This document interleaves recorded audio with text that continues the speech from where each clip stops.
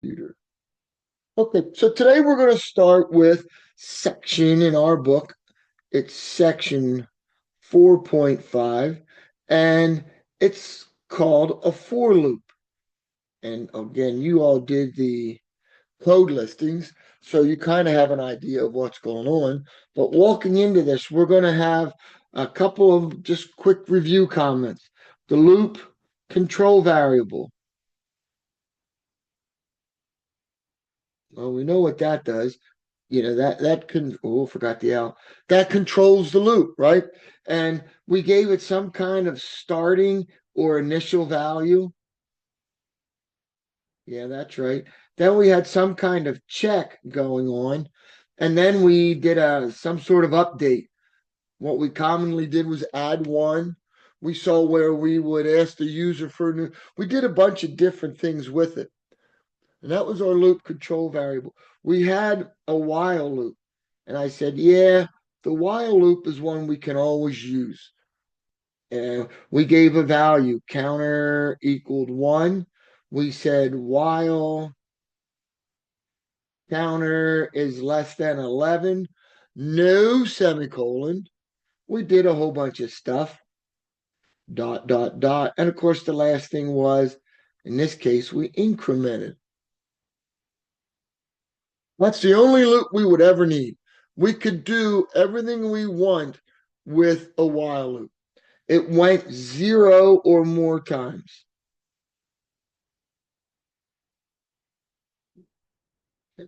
Also, last class, we looked at a second type of loop. Again, we don't need it. All we ever need is the while loop. But this was the do while loop. Squiggly, squiggly, while. And then there were lots of things going on. Like we said, oh, while rerun equals yes.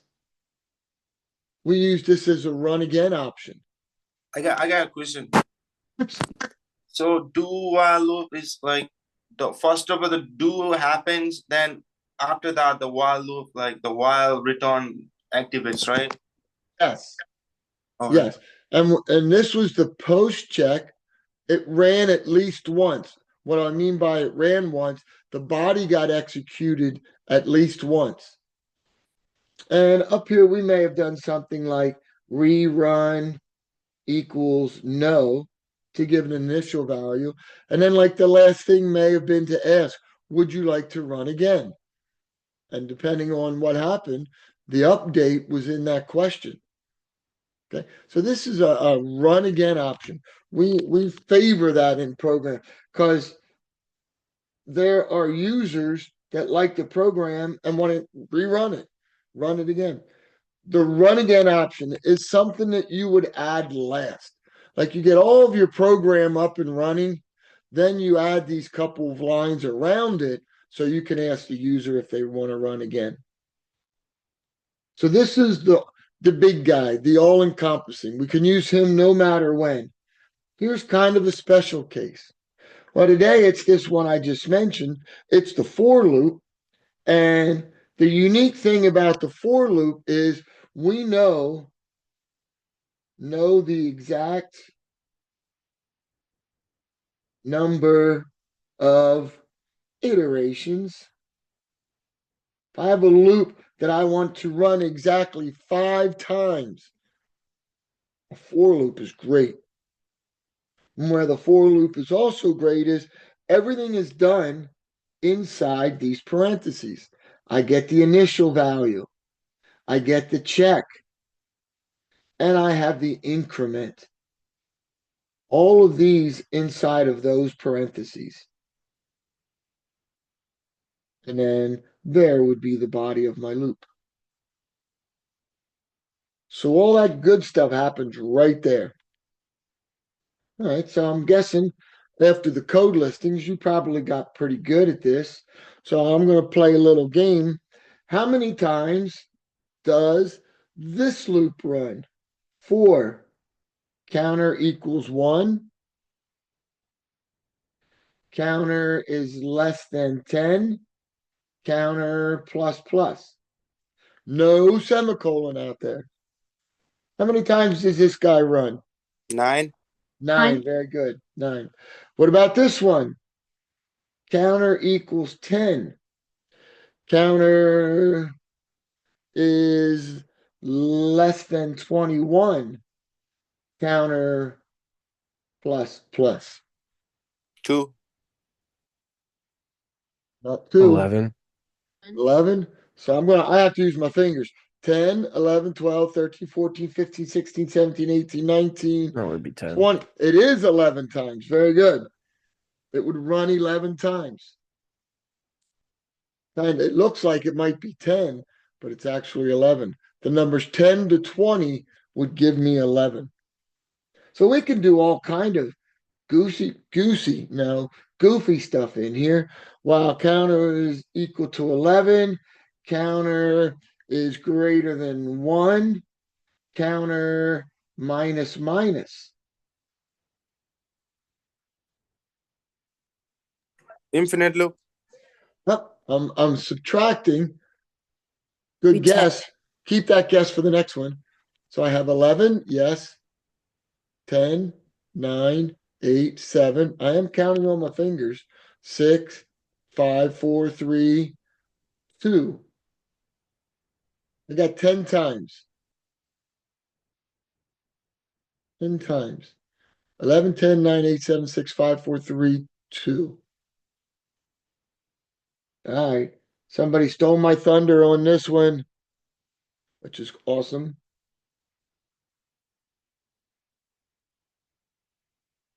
How many times does that loop run? Infinite. Yeah, that's the infinite loop. And some of you will get caught in one of those.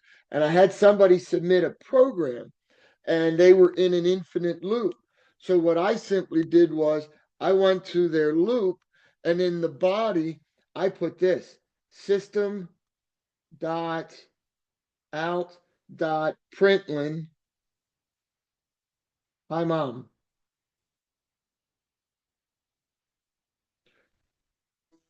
Sent it back to them. And when they ran their program, they saw hi mom, hi mom, hi mom, and hi mom just kept going because they were in a loop that they could not get out of. It just kept printing infinitely.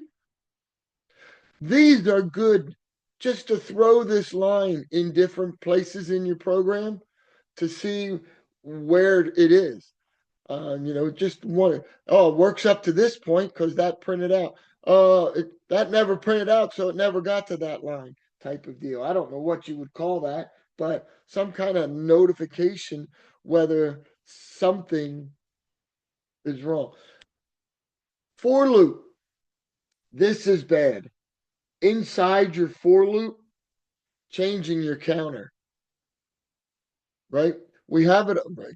We have it here in the actual for loop heading, and then people will start to change it inside of here. That's not good. That's bad. Stay away from that, okay? Okay, good. 4.5. We're going to beat for loops to death forever. Here's a program like you did in class where you were printing out the numbers and their squares. Remember, /T, the tab, only works in the console. As a lot of you found out, it does not work in our output dialog box because you had these numbers right up against these numbers. Wouldn't work. What can you do? Double quote, space, space, space, space, space, double quote, something like that. In the future, the more you learn, the better you can get with what you would put in there. We're just going to skip ahead here. Like I said, we will use for loops forever. Running totals. Yeah, you needed a total in that pennies for pay. That's pretty simple. Not sure. I think they just mention it in this section. But in this section, there's something that's a little bit better. That's this thing called a sentinel value. And here's 410. If you were having trouble with your pennies for pay, it showed you how to do a running total. Total equals 0. every time sales was inputted, I added it to the total and I was able to print it out. Now, what's a sentinel value? Sentinel value is something that's kind of crazy value. What do you mean by that? Well, let's say you're asking the user, please input a test grade. Please enter blah, blah, blah when you're done. So what is it I'm saying you're creating? Well, we're going to create a while loop. And I don't want red. So I'm doing a little bit of an algorithm thing here. I want to enter test grades, but I don't know how many there are. Unknown number.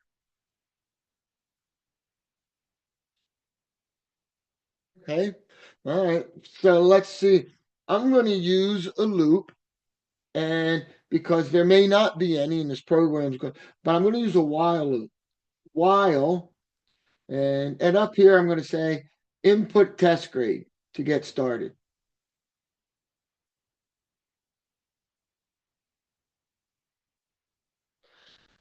And then down in here, I have my body, and I'm going to say input a new test grade to keep going. I want to get out of here when a certain test grade is entered. That certain test grade is my sentinel value.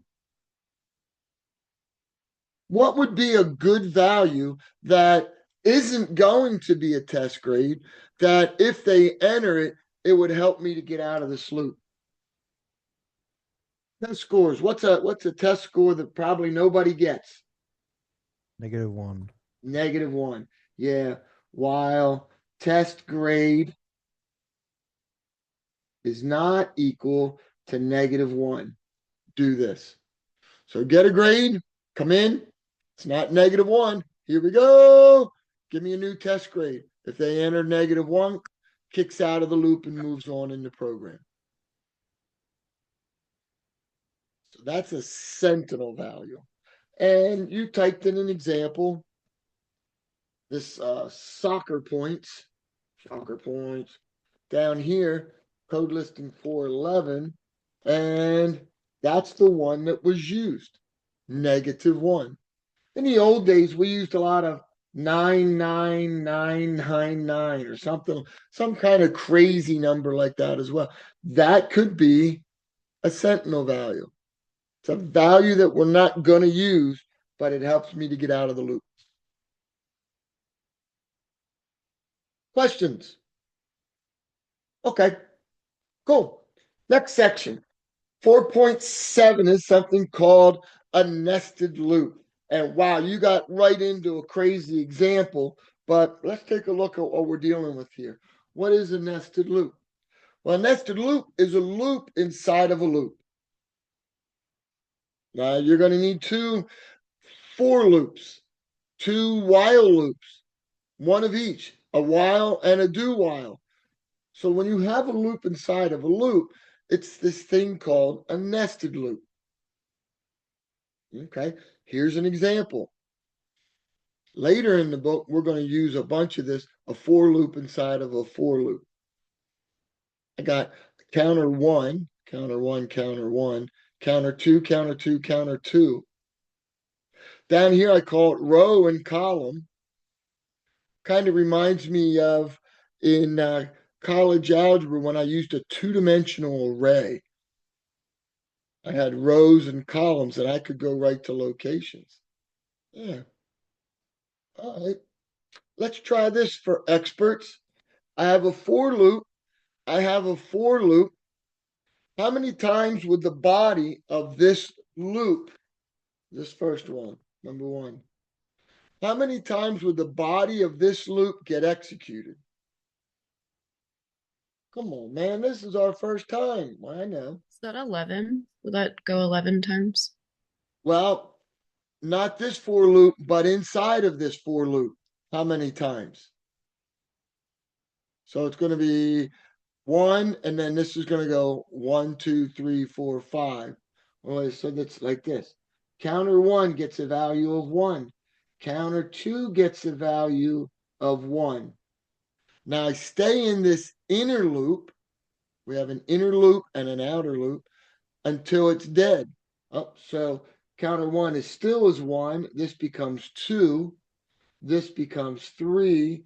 This becomes 4. This becomes 5. So now I just exhausted my inner loop. Now I'm going to jump back out and go to my outer loop. When I jump out, this now becomes a 2.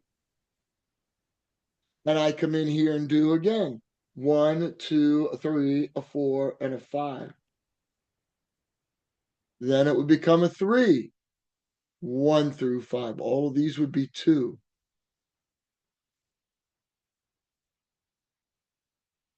So with the nested for loops, the inside for loops will complete all of their rotations before the counter moves for the top four statement. This again, this is the inner loop. This is the outer loop. Counter 1 has the value of 1. It comes into the body and it'll do whatever's down here. And when it's done, it goes back up. Same is true for here. When I come in and counter 2 is 1, it'll come in and do this body. When it's done, that's what. So this guy runs 5 times. This guy runs, I heard, 11 times. So how many times would the body run? 55. Excellent. 55. The body in here would get 55 iterations. You're saying, what? I'm like, yeah. And you're like, what? I'm like, yeah, the house was on fire. I was making breakfast. How about this guy? How many times would he run?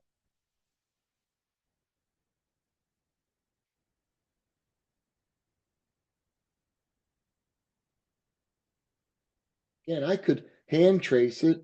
Row is 0, column is 0, 1, and 2. Then row becomes 1, Is it 0, going to be 1. 9 times in Yeah, total? 9 times. Multiplying 3 times 3. Good, good, good. All right. See if you got it. I would like to see, we're not programming this. I want to make sure I put algorithm. Write the algorithm to display the following. I'm going to find my mouse and pause it. And I'm going to give you a couple minutes to think about this. Okay. So what does the outer loop, what values do the outer loop get?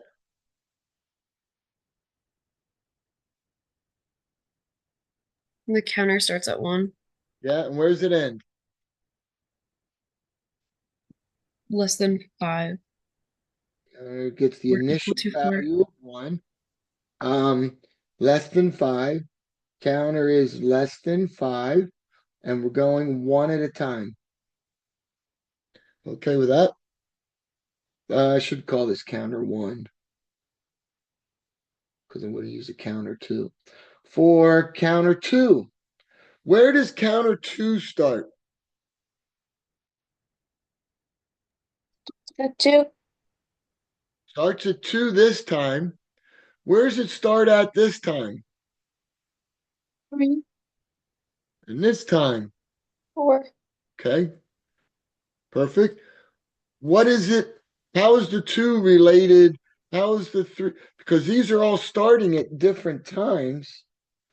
Chewbacca, Chewbacca, Chewbacca. These are all starting at different initial values. But where's that initial value look like it's coming from? Counter 1. Yeah. What about counter 1? It'd be It's counter 1 plus 1. perfect. The initial value is always going to be counter 1 plus 1. Ah, my check. Counter 2 is less than 6. Counter 2 plus plus. Oh, isn't that tricky? Yeah. Yep. I like it. I love it. Somebody sing. I want some more of it. Oh, I had it playing in my head after you said it. that's good. Whoa, check out this clock. How many times does that bad boy run? Isn't it like 42,000 something? Let's see. This number is from 1 to 12, so there's 12 of those. This number is 60. This number is 60. So whatever 12 times this guy 3600 times 12. Oi, I'd have to ask Google. Hey Google. Hey Google. It's kind of cool, this program, if you ran it, because you got to see, yeah, a lot of runs. A lot of runs. 413 you typed in. You had an outer loop. You had an inner loop.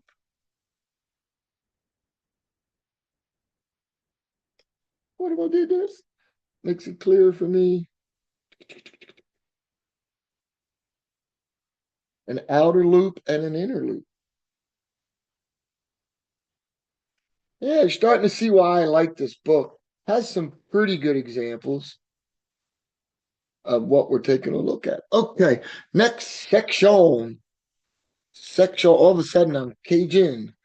Is we're going to take a look at files. Wait, why am I crooked? There we go.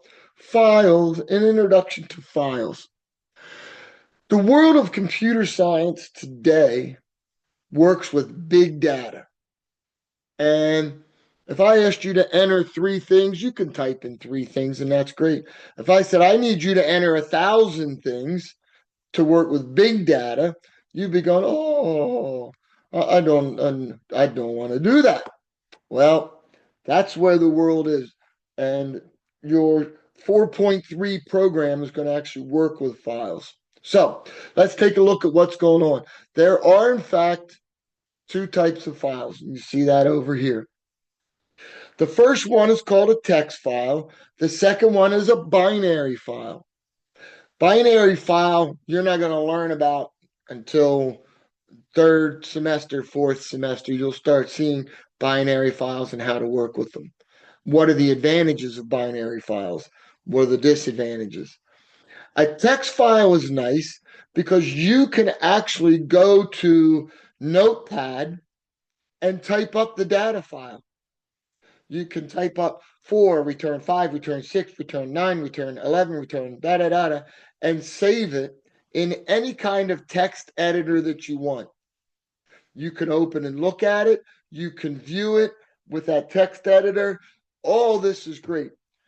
JGrasp is a text editor. You can open up and look at everything. Word, Microsoft Word is not. It's not good for this because Microsoft Word puts in a lot of invisible characters that you don't see that won't let us work with the file. So we're going to work with text files. Shooby-dooby-doo. Now, what do we do to a file? Well, first thing we have to do is tell the computer, hey, I want you to work with this file, data.txt, but in the program, I'm going to give it a name to work with, not data.x. So I need to link them up.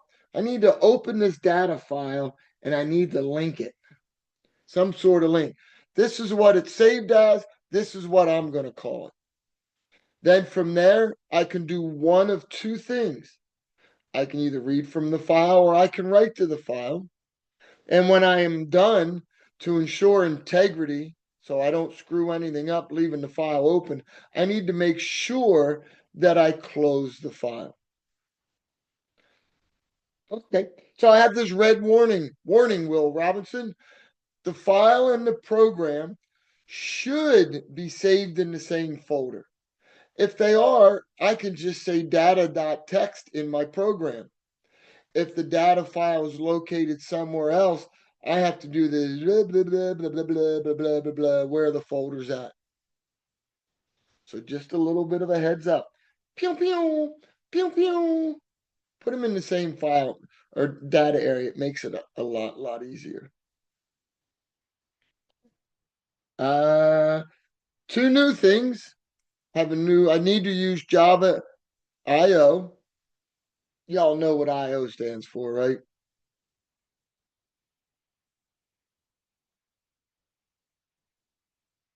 Maybe not. Maybe. Input output.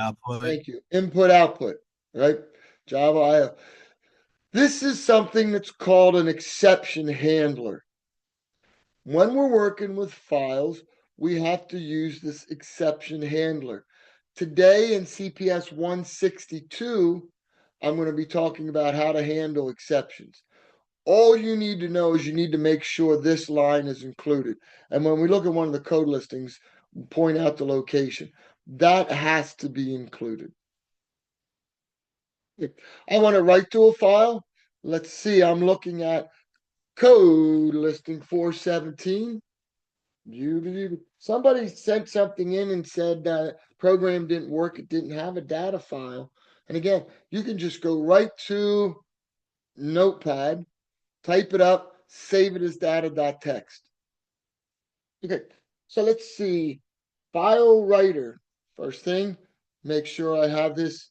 So could you create a dummy program that has all of these import statements and documentation that says, hey, I might need this, but I'm going to put it in here. Then when I get ready to write a program, I'm just going to open this up and then rename it right away for what I need so that I don't forget any of these. That's something I call a skeleton. There's one in the content on D2L.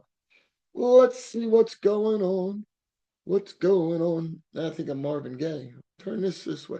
Here we go. Public static void main. Bam, you finally have a change. At the end of line 10, if I'm working with a data file, I need that line throws IO exception. This guy likes to add an extra layer, asking the user to please enter the file name. Stop. Stop moving. Here we go. Enter the file name. Well, let's just get rid of lines 26 through 28 and just put our file name in the program for now. As you become better and better programmers, then you can ask for it. But for now, it's just another step. So whatever they had entered there, I just crossed it out, crossed this out, and this is where the file name goes. Remember, I said we need to open it. Here's what it's saved as on the computer. Here is the special name I'm giving it in the program. So whenever I say file, it means data.txt file. Right. Again, I opened the file. Pew, pew. Here's that output file name again. I'm saying I want to write to that file.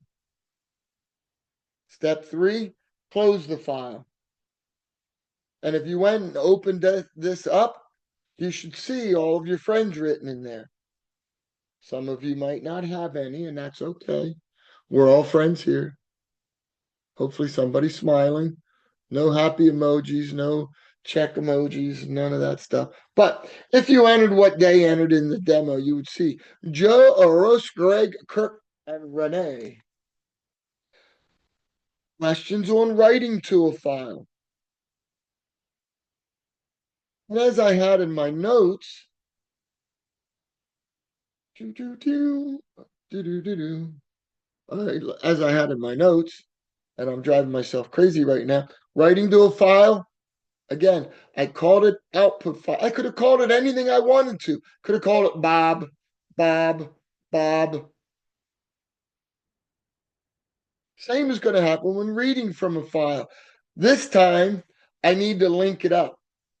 And again, we'll learn about how this goes to this name file, which is here, and then file gets linked to whatever I want to call it. There's an extra step in here. You're working with classes, the file class and the scanner. Don't worry about that right now. Just know I need these 2 lines to link it up.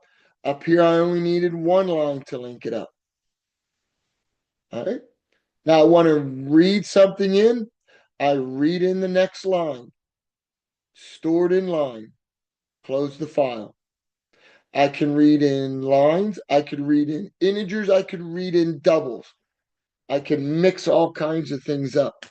I can read over and over and over and over and over again, which is, hey, these are my loops. I like my loops. Ba-da-ba-ba-ba-ba-da-ba-dum. And readjust my camera. Here we go. There's those two lines. Step one, linking it up. Here's whatever the file name is saved as on your computer. We temporarily call it file. We wrap another class around it, and we got ourselves input file. This can be whatever you want to call it. Input file reads it in. I make sure I close it. This is good. This is only reads one item.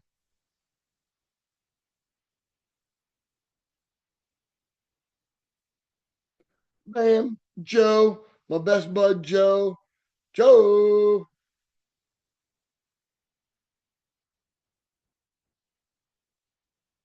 And what if we wanted to read a lot of things in? I'm looking at code listing 419 on page 242. This is one of those good pages. This is one of those you write in your notebook in the front, read multiple items from a file. Page 242. And here we go. Here's these first two lines. Step one. Now I'm going to read from an input file while there's another item in the file. What this is doing is it's looking for an end of line marker, end of file marker. Excuse me, not end of line, end of file marker. If it hasn't found it, it's going to read in the next line of code and print it out. And then it'll go back up. So this line 24 is powerful. While input file dot has next. It's going to allow me to keep reading items in from a file. Then the next thing I have to do is read it in and print it out. Good page. Good page, eh?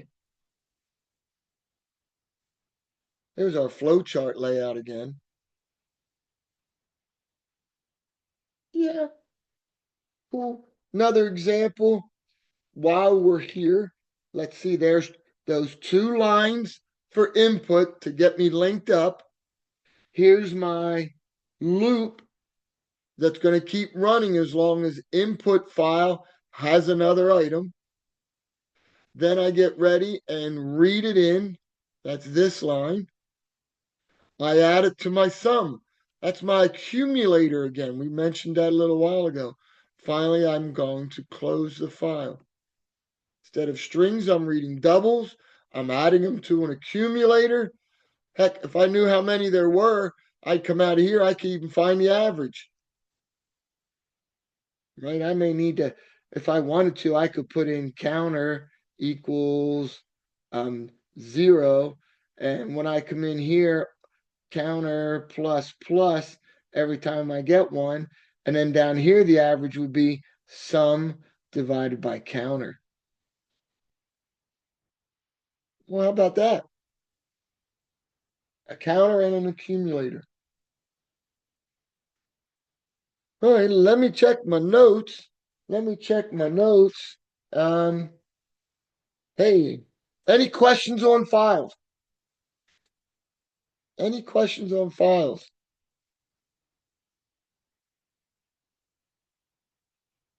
Talk to me.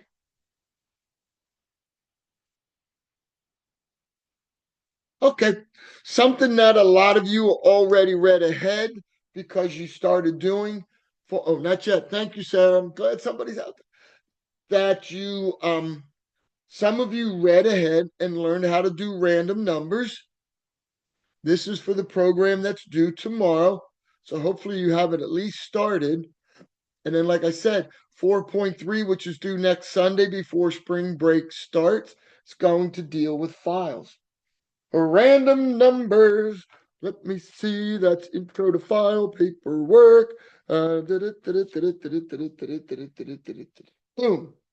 Generating random numbers.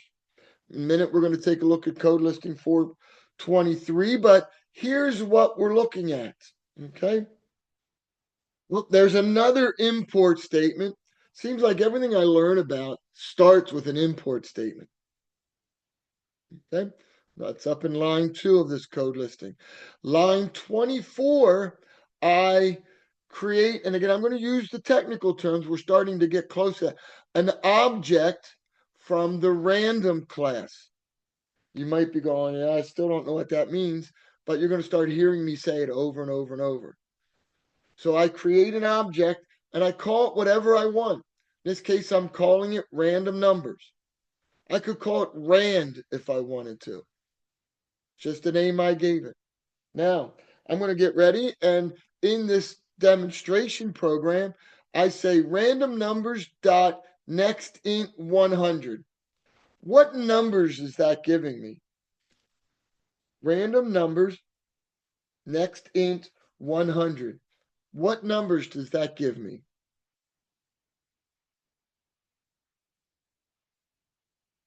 You know, I'll answer that question.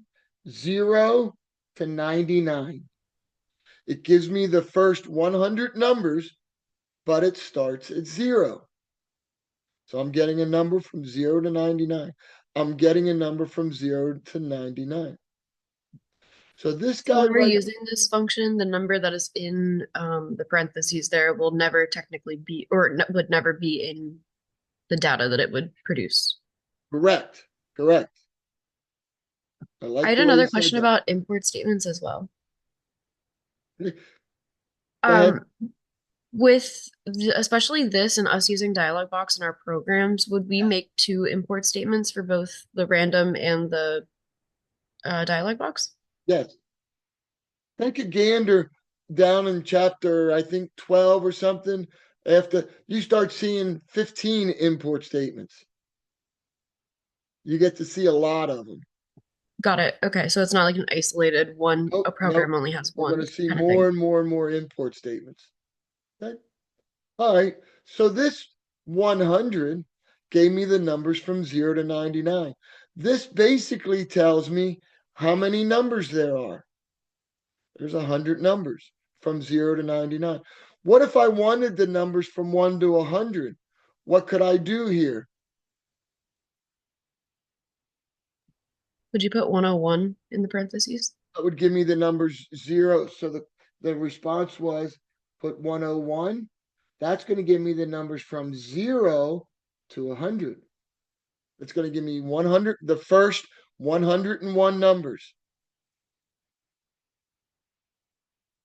If I wanted the numbers, wouldn't I take each one of these and add 1 to it? 0 plus 1 is 1. 99 plus 1 is 100. So by offsetting these, by adding 1, bing, bing, bing, bing, bing, moves them all over 1. Cool. So what is random numbers? This is going to be how many numbers there are. This is going to be the starting location. All right. How many numbers are here?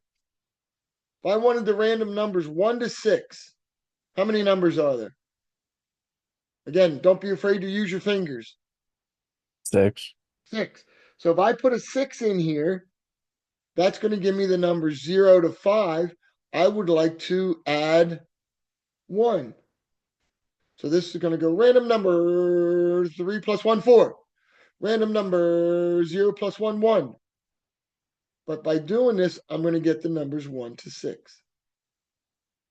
Okay. What if I want the numbers 10 to 20? How many numbers are there?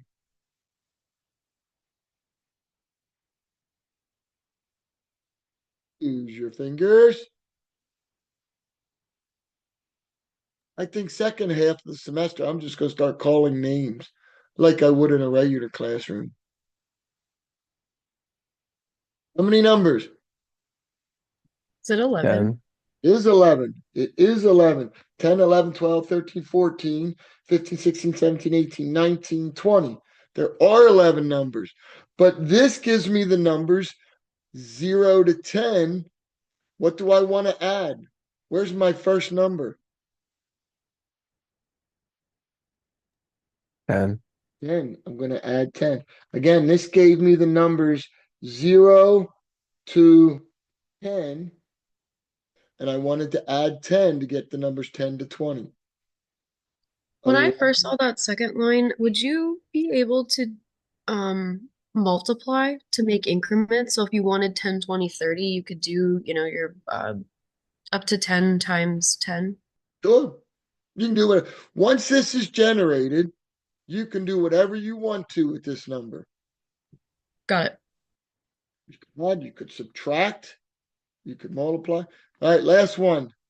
Starting to get the hang of this. I know what the plus is going to be. That's the easy part. Because this is going to give me the number 0 to something.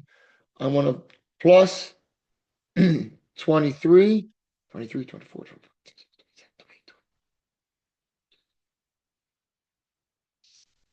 The 14. I got 14 as well. Somewhere along the line, you may pick up that it's 36 minus 23 plus 1. 20 minus 10 plus 1.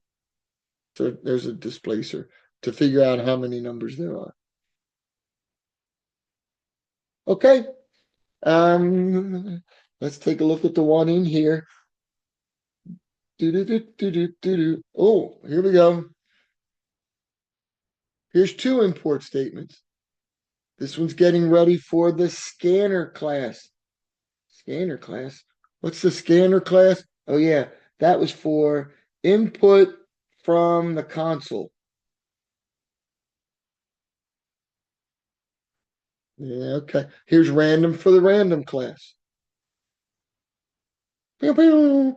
Let's see, shooby dooby doo. I come in. I need to create a random class. This is the random class. This is an object from the random class. We give this whatever name we want it to be. Boom. I come in, I generated those two numbers, 0 to 99, 0 to 99. This program says, yada, yada, yada. What's the answer to the problem? It prints out the problem, gets the sum, gets what the user's guess is, and tells you if it's right or wrong. Example down here at the bottom, it randomly generated 52 and 19. Ask what your guess was. Correct. Amundo. Oh, there's a big one. There's a big one. Yeah. Yeah. Okay. That ends chapter 4. That's quite a bit today, but hopefully you doing the code listings, it gave you a pretty good idea coming in. All right. We have Oh, some I got time, and I'm just going to have you write one program. I had a couple different ones, but I think this is a good one. Simulate rolling a die 600 times and print out your answers. Okay. So I'm going to roll a dice 600 times. What's that mean? I have a loop running 600 times. Oh, okay. I think in pseudocode, I'm going to have a for loop, right? And that's going to go from 1 to less than 601. I'm just doing some pseudocode. I want to count how many ones. The number of ones, I'm going to set that equal to 0. The number of twos, I'm going to set that. Oh, I'm going to keep going for all of them. I'm going to come in my loop. I'm going to get a random number. Num equals random blah, blah, blah, blah, blah. And then I'm going to say if num equals 1, I add 1 to num1 counter. Else if num equals 2, on and on and on. And then I'm going to output how many ones there are how many twos there are, so on. So I need to get counters to start. I need a loop that runs 600 times. I generate a random number, and then I add it in an if statement. If num equals 1, blah, blah, blah, blah, blah, blah, blah. Got it? That ends that recording. That ends chapter 4.